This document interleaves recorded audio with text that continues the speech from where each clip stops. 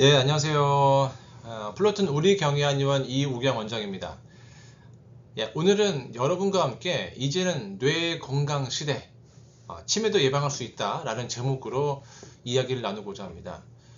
특히 이 내용은 이제 치매에 대한 예방이기 때문에 아무래도 이제 아주 젊으신 분들보다는 좀 나이가 있는 건강한 시니어 분들을 위한 내용이라고 보시면 되겠습니다.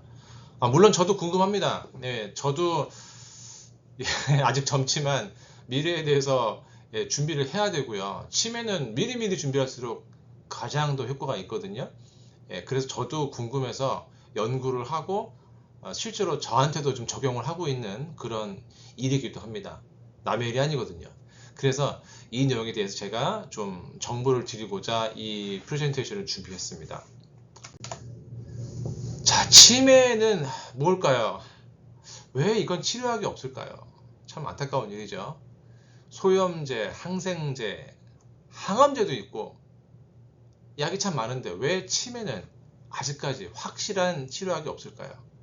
여러분들이 미국에 사신다면 주치의를 많이 만나실 텐데 주치의분들이 치매에 대해서 어떠한 정확한 약을 드린 경우는 없을 겁니다. 물어봐도 뭐 예방하시고 운동하시고 이런 얘기 들으셨을 거예요.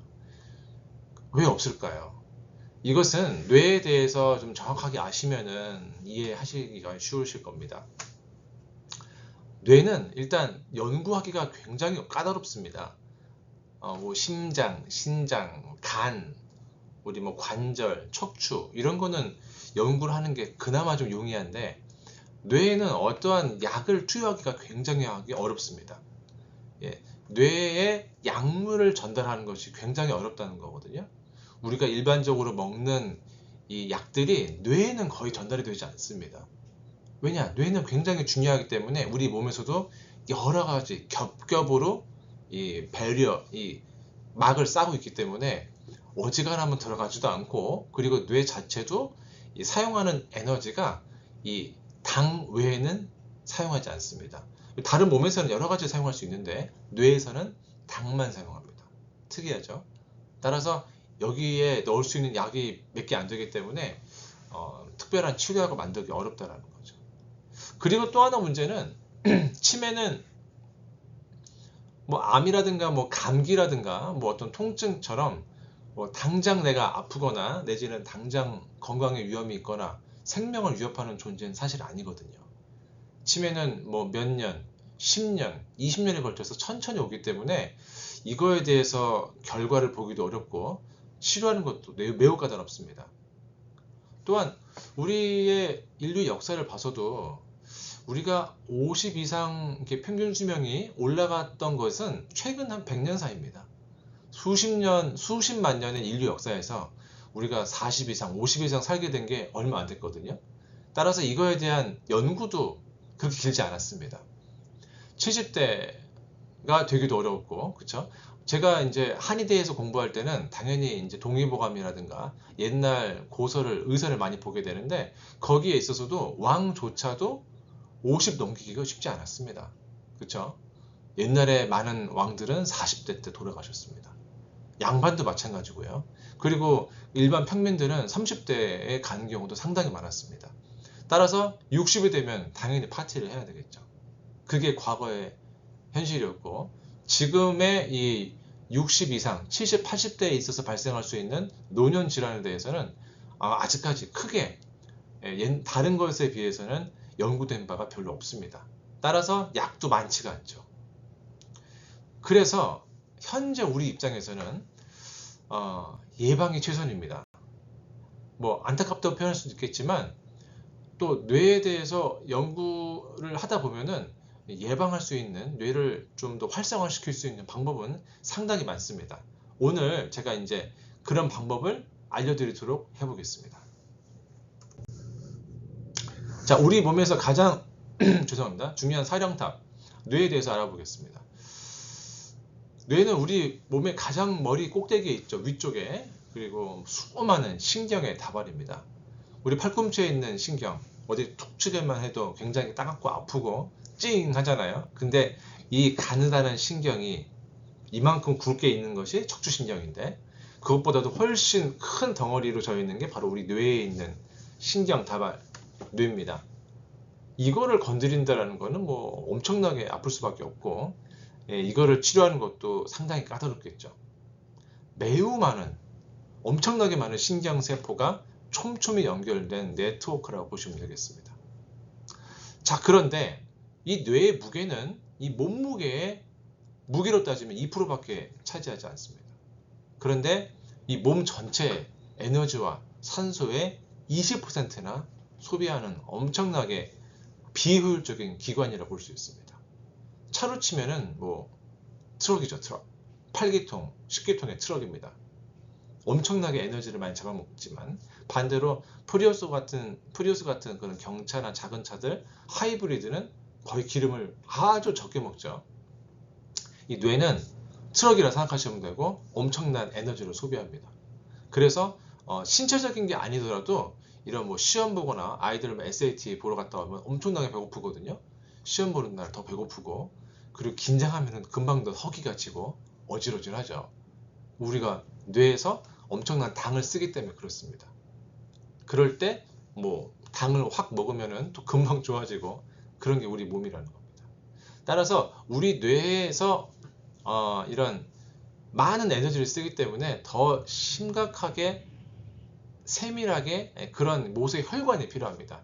혈관을 통해서 산소와 에너지가 이제 공급이 되고, 또 끝난 노폐물은 또 제거가 돼야 되는데, 그래서 우리 뇌에 있는 모세혈관은요, 이 혈관의 길이가 여기 LA에서 어디까지일까요? 여기 밑에 보이시죠? 어디까지의 거리만큼 우리 혈관의 길이가 있을까요? 뇌 안에. 정답은 샌프란시스코입니다. 엄청나죠? 이 뇌에는 샌프란시스코까지 거리의 혈관이 여러분 각각 머리에 다 있는 겁니다. 엄청나게 촘촘하겠죠.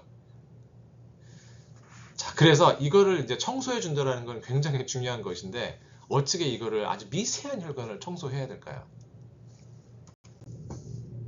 저는 강물하고 좀 비교를 해보고 싶어요. 한국에서 오셨으니까 이제 한국의 서울 한강을 한번 상상을 해보겠습니다. 한강 바닥은 뭐 가끔 이제 영상으로 보면은 엄청나게 더럽습니다. 이끼도 많고 쓰레기도 많고 냄새도 많이 나고. 그런데 이 자갈돌 구석구석에 이끼와 쓰레기, 강가에 있는 쓰레기들, 이걸 다 어떻게 청소하겠습니까?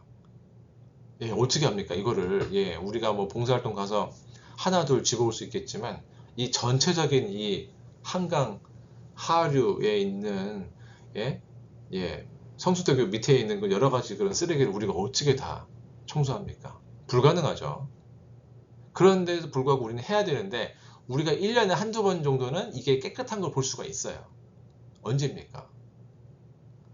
7월, 8월 달에 홍수 났을 때, 엄청나게 큰 뭐 태풍이 오고, 태풍 뒤에 비가 왕창 와가지고 다 쓸려 나갔을 때, 그때 이제 한강 깨끗해지죠.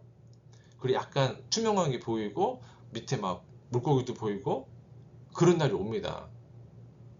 자, 이 그림의 오른쪽에 이제 시냇물 모양이 있는데, 유속이 빠르기 때문에 이것이 물이 맑을 수 있다는 거고요. 빠른 흐름 때문에 자연적으로 청소가 되겠습니다. 당연한 거죠. 자, 그러면은 우리 몸, 특히 뇌는 이렇게 얇은 모세혈관이 있기 때문에 이거를 이렇게 청소를 하면 좋겠죠. 강한 물살로요. 강한 혈관의 흐름으로 청소하면은 이게 정말 깨끗해지고, 새로운 산소가 들어가고, 새로운 뉴트리션이 들어가고, 우리의 뇌도 청소할 수 있고, 치매도 예방할 수 있고, 그렇겠죠. 어떻게 할 수 있을까요? 제가 생각하는 거는 결국은 운동밖에 없다 라는 겁니다. 그런데 이게 운동이라는 게 어디 가셔가지고 짐에 가셔가지고 이게 뭐 물건 무게 들고 바벨 들고 이런 운동이 아니에요. 뇌를 깨우는 운동은 땀을 내는 운동이 되어야만 합니다. 땀을 내야 돼요, 여러분. 오늘 아침에 일어나셔가지고 산책하고 오셨습니까? 집에 있는 멍멍이랑 같이 산책하고 오셨나요? 천천히 걸어 다니시면서 구경하고, 뭐 전화하기도 하고, 멍멍이 데리고 다니시고 집에 오셔가지고 아침 드시고 그리고 나 운동했다 하실 겁니까? 한 30분? 솔직히 그런 거는 뇌에는 큰 도움이 안 될 겁니다. 땀이 나야 됩니다. 예. 우리 심장 박동수가 보통은 한 60, 80 그렇거든요. 분당 60, 80회 뛰는데 이게 100번 이상, 제 나이에서는 한 130번 정도 이상 되는 정도 가져야지 땀이 나옵니다. 예. 나이에 따라 다른데 뭐 60대라면 한 110번, 120회 정도는 돼야 되고요. 근데 이거를 우리가 항상 체크할 수는 없잖아요. 분당 몇 번인지. 따라서 땀이 나고 옆 사람이랑 대화가 안 될 정도, 3번에 대화가 어려운 정도의 빠른 걷기라도 하셔야 됩니다. 좀 빠르게 걷는 거 하셔가지고 이 전화가 안 될 수준, 옆 사람이랑 대화가 안 될 수준, 숨이 차고 땀이 나고 갔다 온 다음에 옷을 갈아입어야 되겠다 생각 드는 정도의 운동을 해주셔야지 의미가 있는 겁니다. 저는 매일 거의 뜁니다. 아침마다 제 집 앞에 2마일 뛰거든요. 한 3km 되죠. 그래서 오르막 1마일, 내리막 1마일. 여러분, 오르막 1마일이 엄청 힘듭니다. 매일매일 뛰는데, 그럼 일단 저도 와서 샤워해야 되고, 그렇게 하고, 주말에 한 6마일 뛰고, 뭐 1시간 정도 뛰죠. 그리고 이제 1년에 한 3번 정도 하프 마라톤 21km, 13마일 대회에 나갑니다. 그런 게 있어야 저도 이제 준비를 하고 동기부여가 되거든요. 여기까지는 좀 무리실 거고요. 솔직히 말해서 여러분들은 저는 뭐 25년 이상 했습니다. 이거를. 근데 걸으신다면은 좀 더 빠르게 걷는 거를 말씀을 드립니다. 내지는 짐에 가신다고 하면은 자전거도 괜찮아요. 앉아서 타는 자전거, 뭐 이렇게 팔 이렇게 움직이는 일리프티컬도 있죠. 마치 스키 타는 것처럼 일리프티컬. 아니면은 무릎이 진짜 힘드시다. 그러면은 이제 수영하시는 거, 물에서. 아니면 뭐 아쿠아로빅이라고 하죠. 물 안에서 뭐 춤도 추시고 하는 거, 아쿠아로빅도 괜찮고. 아니면 물에서 그냥 빨리 걸으시는 거. 빨리 걸으셔가지고 몸에 좀 부하를 주셔야죠. 그 다음에 이제 물에 떠 있기 때문에 무릎은 전혀 문제가 없을 겁니다. 이렇게 뭐라도 반드시 하셔야 됩니다. 그래야 우리 뇌를 깨울 수가 있고 건강하게 유지할 수 있는 겁니다. 그리고 산책을 하시더라도, 걸으시더라도, 뛰시더라도 똑같은 것만 하시면은 이 뇌의 자극이 좀 떨어집니다. 그래서 오늘은 이 길, 내일은 저 길, 내지는 반대로 뛰어보시고 반대로 걸어보시고. 그리고 짐에서 운동하시는 거 좋습니다. 좋은데 거기서 이제 트레드밀에서 걷는 것보다는 나가셔가지고 야외에서 걸으시는 게 이 뇌 자극에 더 좋습니다. 새로운 경험을 하게 되죠. 우리가 길을 가면은 바람을 맞고 이 몸 전체가 이 반응을 해줘야 되고, 턴도 해야 되고, 내려갔다 올라갔다가 앞에 있는 돌도 피해 가야 되고, 이런 여러 가지 새로운 자극들, 새로운 향기, 그리고 이런 햇빛과 바람과 걷는 거, 우리는 항상 우리 인터랙션을 하고 있거든요. 우리는 바라보고 느끼고 있습니다. 이게 중요합니다, 여러분. 그래서 가능하시면은, 그리고 이걸 보시는 분들이 아마 캘리포니아에 사시는 분들이 많으실 것 같은데, 이렇게 아름다운 환경에서 이런 햇빛도 즐기시고 야외를 즐기시는 게 우리가 내는 세금이 많잖아요. 그거에 도움이 그게 이제 페이백이 된다고 생각합니다.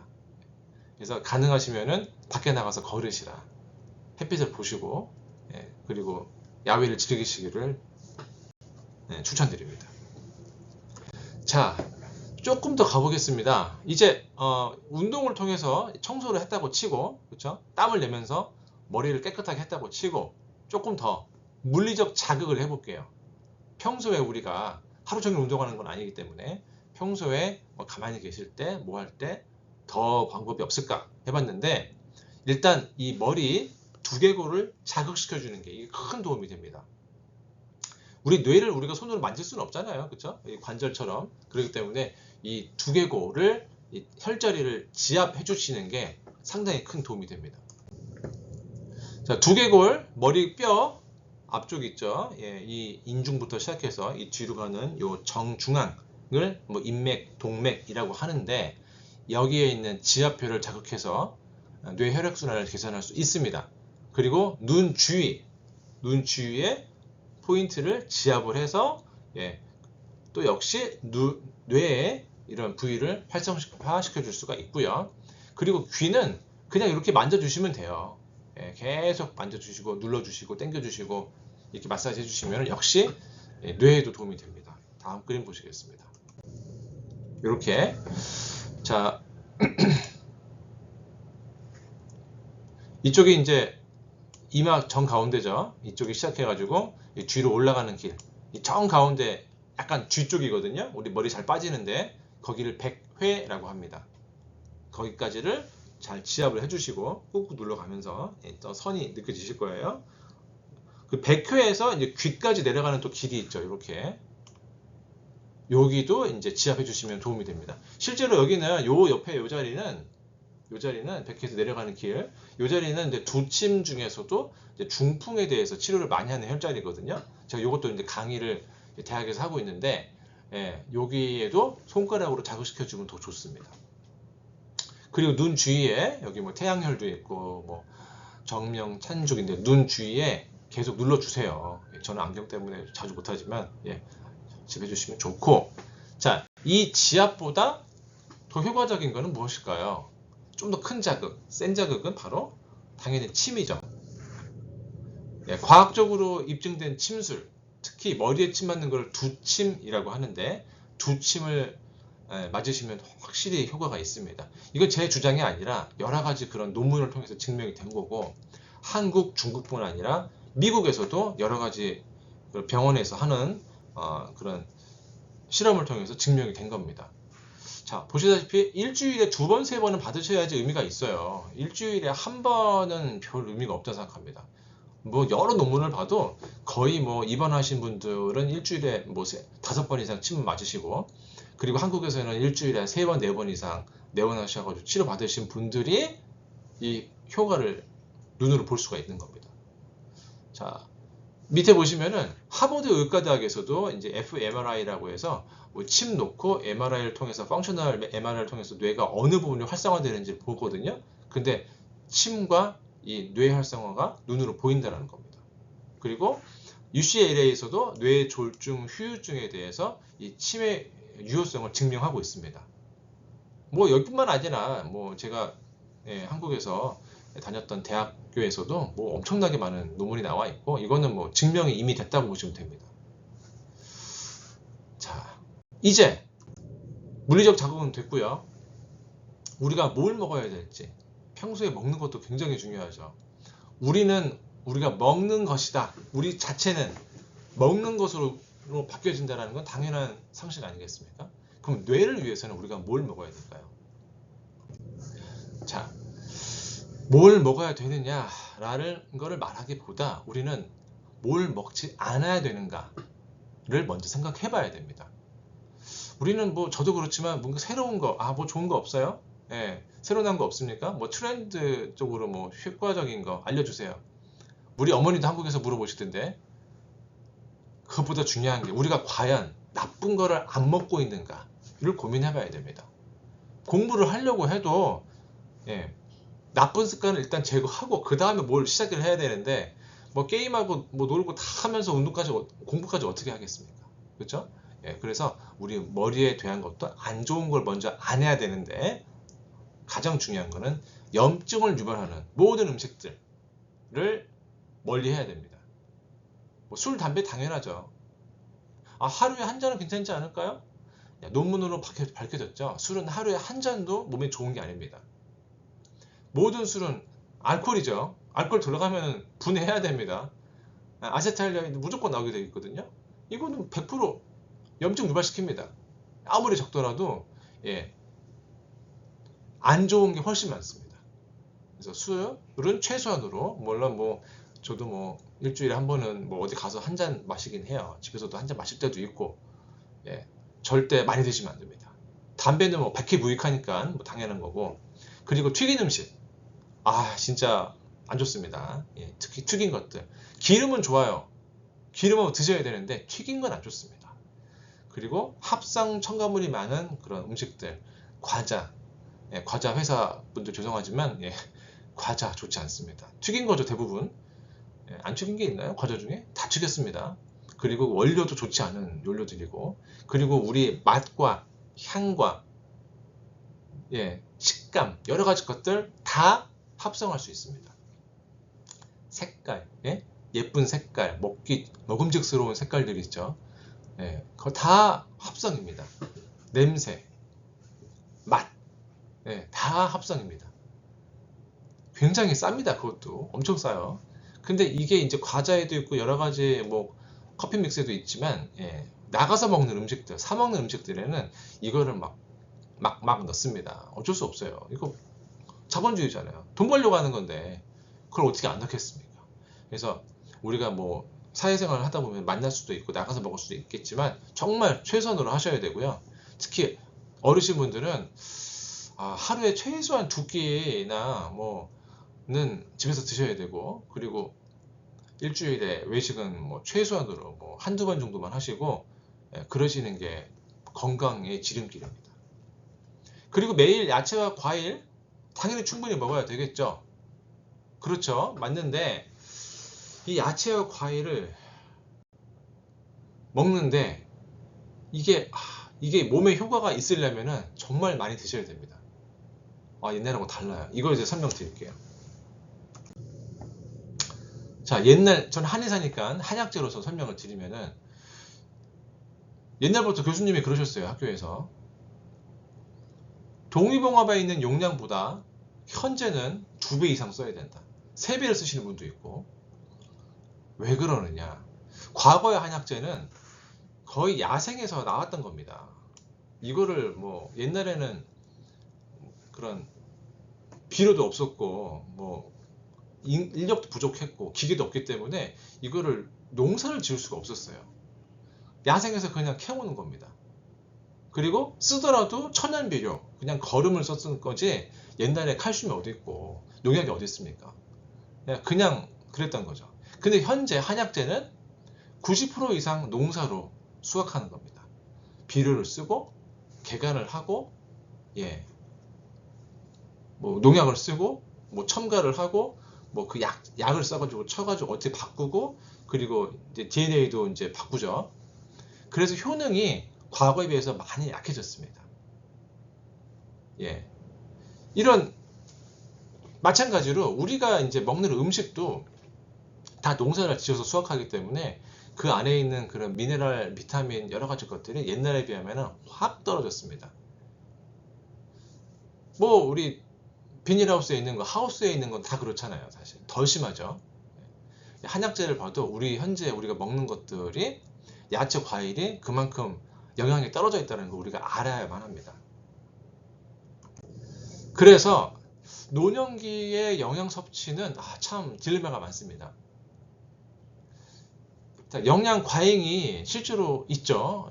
우리가 이제 어르신들 밖에 나가서 드시면은 뭐 이렇게 미국에서는 뭐 이렇게 하나 먹으면은 이만큼 주거든요. 1인분으로. 엄청 많습니다. 한국에 비하면은. 여기는 이제 재료가 싸거든요. 엄청 큽니다. 그걸 다 드시면 안 돼요, 여러분. 노년기가 되셨으면은 적게 드셔야 됩니다. 일단 소식 하시는 거 잊지 마시고요. 자, 이거를 왜 해야 되느냐? 우리는 근육량이 점점 줄어들거든요. 매년. 근육량은 메타볼리즘, 신진대사 정확하게 일치하는데 20대부터 매년 1%씩 점점 근육이 빠집니다. 우리가 운동을 막 하지 않는 이상에는. 그러면은 60대가 되면은 20대에 비해서 한 60%밖에 수준이 되지 않습니다. 40%가 날아갔어요. 몸에 있는 근육이. 따라서 똑같이 먹으면은 엄청 과잉이 됩니다. 적게 드셔야 됩니다. 그런데 우리가 이제 어디 가서 드시게 되면은 많이 주니까 남기면 안 된다. 남기면은 이제 저승에 가져가야 된다. 또 먹어야 된다 하기 때문에 다 드시거든요. 그러지 마시고 과감하게 남기고 오시고요. 아니면 싸가져 오시든지 과감하게 하셔야지, 나 이거 다 먹는다, 나 젊다 라고 자랑하실 게 절대 아닙니다. 자기의 상황을 인식하시고 적게 드시는 게 굉장히 중요합니다. 그런데 우리가 어떻게 먹어야 되는지는 이제 알아야 되겠죠. 적게 먹는다고 하면은 우리가 영양소도 더 떨어질 거 아니에요. 근데 우리가 어떻게 먹어야 되는지 좀 우리가 스마트하게 생각해 보셔야 됩니다. 뭘 많이 먹어야 될까요? 일단 저는 단백질을 강조합니다. 단백질. 특히 아시안들, 여러분들, 한국 사람, 중국 사람, 일본 사람의 단백질 섭취가 굉장히 모자릅니다. 자, 보시면은, 자, 우리가 매 끼니 먹는 거, 하루 3끼 먹는 것은 쌀과 김치는 몇 끼니 먹죠. 그렇죠? 고기는 안 먹을 수 있겠지만, 뭐 다른 건 안 먹을 수 있겠지만 쌀과 김치는 일단 먹습니다. 근데 우리 멕시코 사람들, 남미 사람들, 그리고 유럽 사람들은 몇 끼니 먹는 게 뭘까요? 콩과 치즈는 몇 끼니 먹습니다. 치즈도 우유에서 온 거고 발효 음식이죠. 근데 이 왼쪽 오른쪽의 차이는 뭘까요? 자, 콩치즈가 많이 들어있는 거는, 그 안에 많이 들어있는 거는 단백질과 지방입니다. 뭐 여러 가지가 있겠지만 쌀과 김치에는 없는 것이 단백질이거든요. 그래서 단백질 총량으로 보면은 아시아는 매우 부족하고 남미 유럽인들은 매우 풍부하다 볼 수 있습니다.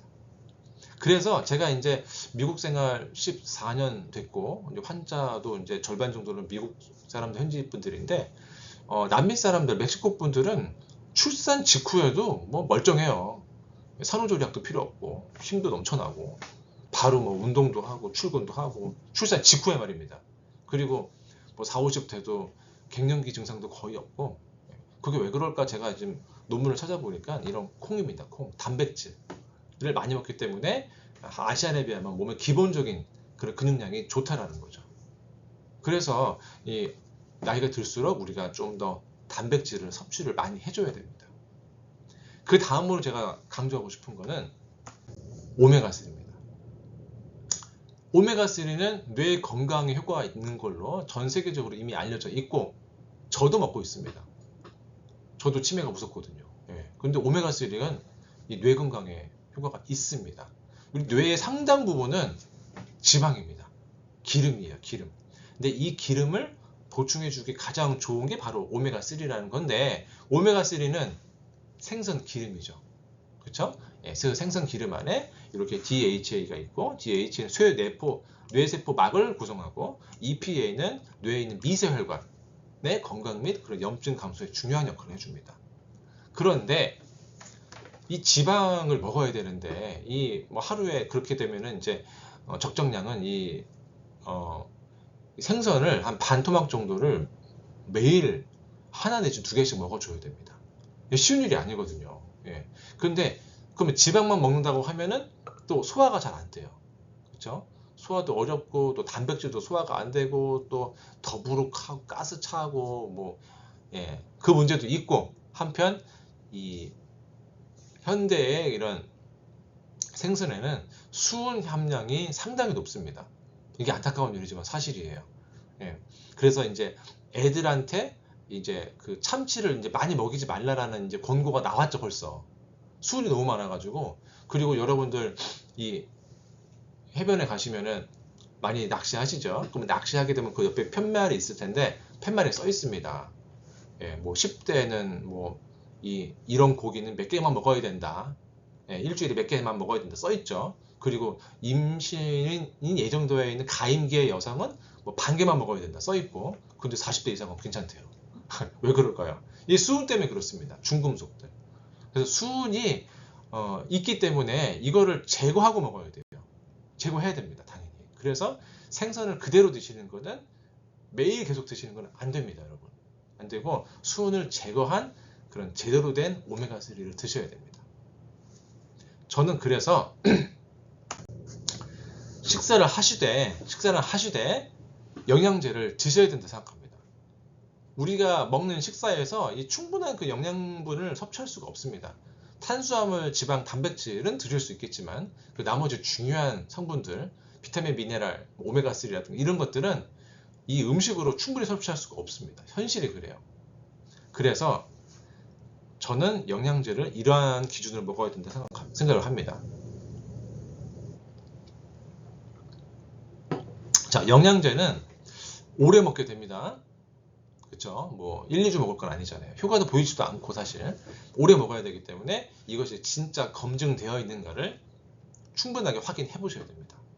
그리고 이게 검증된 원료로 만들어졌는지도 우리가 깐깐히 따져보고 드셔야 되고, 오래 드셔야 됩니다. 그 대신에. 그리고 과학적으로도 입증이 되었는가, 충분하게 이제 논문이 나왔는가, 비교 평가가 되었는가를 확인해 보셔야 되는데 회사의 역사도 중요하죠. 예, 오랜 시간 동안 이게 검증이 되었는가.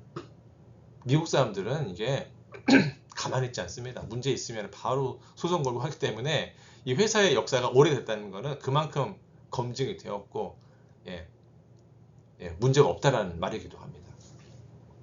마지막으로 간단히 말씀드리면 비싼 게 좋습니다. 영양제는 확실히 10불, 20불짜리, 30불짜리는 아니라고 생각해요. 아무리 생각해도 그거는 뒤져봐도 효과를 제대로 보는 것도 없고 문제도 많습니다. 그래서 대체로 비싼 게 좋다라는 겁니다. 간단히 말씀드리면 그런데 죄송합니다. 이게 왜 그런지 다음 슬라이드로 설명을 드리겠습니다. 자, 우리 영양제 가격의 진실을 좀 보겠습니다. 예, 우리 어디서 영양제를 사십니까? 뭐 코스코라든가 아니면 뭐 월마트에도 팔거든요. 여기 타겟에서도 파는데 거기서 한 달짜리 영양제가 한 30불 정도 합니다. 30불짜리 영양제의 원가, 진짜 이 원료를 만들기 위한 원료와 이 원가를 생각한다면은 5불밖에 안 들어간대요. 30불짜리 원가는 5불입니다. 10% 겨우 넘어요. 그리고 제조사, 그걸 만든 제조사의 마진은 단 5불입니다. 30불에 팔았는데 제조사가 가져가는 것은 5%밖에 안 돼요. 5불밖에 안 됩니다. 그리고 30불 중에 20불은 월마트가 가져갑니다. 물론 거기서도 광고도 하고 유통도 하고 직원도 월급도 줘야 되고 건물도 리스비 엄청나게 비싸겠죠. 그리고 이거에 대한 보험료 뭐 말도 못할 겁니다. 그리고 뭐 버스도 트럭도 왔다 갔다 해야 되고 그게 20불이나 됩니다. 이렇게 주지 않으면은 안 팔아줘요. 거기서. 이게 현실입니다. 그런데 어떤 영양제들은 월마트에서 안 팝니다. 우리가 알아볼 수가 없어요. 거기서는 안 팔기 때문에 코스코에도 없고 이런 것들은 원가가 거의 40%나 됩니다. 이게 12불짜리가 있어요. 원가가. 그리고 광고비가 제로인 경우가 있죠. 광고를 안 하니까요. 그러니까 우리가 몰라요. 그 브랜드를. 그런 거를 우리가 찾아서 드셔야 된다는 겁니다. 그럼 이걸 어디서 찾을 수 있을까요? 과연 어디서? 광고와 유통 마진이 없는 회사를 찾으셔야 되는데 연예인 광고가 없는 그리고 대형 리테일 스토어가 없는 판매가 없는 회사를 찾으셔야 됩니다. 뭐 유명한 사람들이 막 몇백만 불 받고 광고를 해주거든요. 그런 회사일수록 원가는 적을 수밖에 없습니다. 싼 걸 써야죠. 그리고 이러한 광고가 없는 회사는 원가 비율이 40% 이상 되기도 하고 높은 품질을 유지할 수 있는 겁니다. 그리고 그 돈을 절약하기 때문에 그 돈 가지고 원료 개발에 다시 R&D에 투자를 하고 자체 뭐 농장이 있으면 내 농장만 딱 만들어 가지고 딴 거 절대 못 쓰게 이렇게 할 수 있는 시스템이 있다라는 겁니다. 자, 다시 한번 이제 요약을 해드릴게요. 오늘 말씀드린 거 다 요약을 해드리면은 첫 번째는 꾸준히 땀나는 운동을 하셔가지고 뇌 혈관을 청소하고 세포를 활성화 시켜줘야 됩니다. 오늘부터 해보세요. 일단 걸으세요. 걸으시고 움직이시고 땀을 좀 내시고 옆 사람이랑 대화가 안되는 수준까지 좀 하셔야 됩니다. 힘들어도 이게 최선입니다. 넘버 원이에요. 뭐 2번, 3번도 있지만 1번은 운동이 최선입니다. 최고입니다. 그리고 두 번째가 이제 다양한 뇌에 자극을 줘야 되는데 뭐 이렇게 지압과 뭐 침 맞는 거 그리고 당연히 이제 자극을 주는 거죠. 그리고 새로운 경험들 뭐 여행도 괜찮으시고요. 그리고 여행을 자주 못 가더라도 이 앞에서 걷는 모양 길도 좀 바꿔보시고 그리고 새로운 걸 배워보시고 뭐 시니어 센터에서 배울 수 있는 거 많지 않습니까? 뭐 음악이라든가 미술이라든가 뭐 운동이라든가 뭐 스트레칭도 좋아요. 뭐 태극권이라든가 뭐 여러 가지 뭐 체스나 뭐 장기라든가 안 해보신 거 해보십시오. 새로운 걸 배운다라는 거는 이 뇌에 엄청난 자극이 됩니다. 그리고 세 번째가 우리가 먹는 거 잘 챙겨 드셔야 되는데 안 좋은 거 술 최소한 줄이시고 담배는 절대 안 되고 그리고 좋은 영양제를 드셔야 됩니다. 이제는 야채하고 과일에 의존하지 마시고요. 그거는 한계가 있습니다. 우리가 이만큼씩 올게닉으로 오늘 앞에 우리 집에서 딴 거를 계속 먹을 수는 없잖아요. 현실이 불가능합니다. 예, 그래서 좋은 영양제를 찾으셔가지고 예, 그걸 꾸준하게 드시는 거, 이거를 제가 강조 드리고 싶습니다. 예, 저는 우리 경희한의원 이우경 원장이었고요. 지금 플러튼에서 진료하고 있습니다. 원하시면은 이제 오셔가지고 이런 뇌에 두침 맞으시고 잘 관리하시고, 그리고 저랑 얘기 나누시면서 또 새로운 제가 제안도 드리고 알려드리고 이렇게 노력해 보겠습니다. 네, 안녕히 계시고요. 다음번에 또 재밌는 내용으로, 의미 있는 내용으로 찾아오도록 하겠습니다. 안녕히 계십시오.